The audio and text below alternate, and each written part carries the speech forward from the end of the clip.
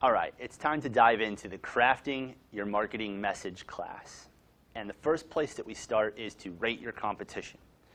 And so when you rate your competition, there might be a lot of people out there that say, you don't need to rate your competition. Don't even worry about what they do, right? Just focus on you. And I half-heartedly agree with that. I do think you need to focus on your strengths, focus more on what you can control. But when you're creating your marketing message, if you remember back to a couple of the things that it needed to do, the very first thing it needed to accomplish in your local market positioning was to differentiate yourself from the competition and differentiate yourself from the rest of the market. So to do that, you've got to know your competition. And so we provided you a Rate Your Competition worksheet. You need to go through that, and what I want you to do is first understand who your competition is. Your competition isn't always just other personal training studios, boot camps, or gyms. You have to look at your ideal client and see what other options might they look into to solve their biggest problem.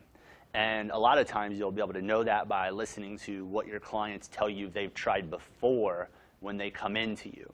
And so for a personal trainer in the weight loss market, Beachbody DVDs or P90X or the 21-Day Fix or any of those things, those could be competition for you because your client or your prospective client is trying to make a decision between, do I buy that or do I hire a trainer? Other competition would be obviously other trainers in your area. They could be independent contractors working out of a gym that focus on your same market, or they could be other studios, other boot camps, or it might even just be a membership gym, like a 24-hour fitness or something like that, those big box gyms, because your client obviously has the option to try to do this on their own and go about doing this weight loss challenge or whatever their goal is, accomplishing that goal on their own. And so when you're evaluating your competition, what you want to do is you want to look at their pricing, number one, see where they stand in price points. You need to know how sensitive people are to that. But you also want to review their message. What are they telling their clients? What do they speak to their clients? When you review those two things, now you want to look at two different areas. What are they best at? What are they better than you at? Because they're probably going to be better than you at certain things. And then what are you better than them at? And you have to take a really honest look. And this is really hard to do for business owners, especially I know myself. I think our business is the absolute best in the entire world. When I ran my fitness studio, I thought it was the best in the entire world. When I trained on my own, I thought that I was the best trainer in the entire area.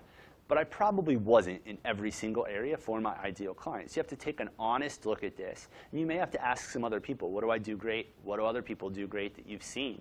But take an honest approach to this, and when you do that, you're going to clearly be able to differentiate to your clients where you're better than your competition. And here's the cool thing about this.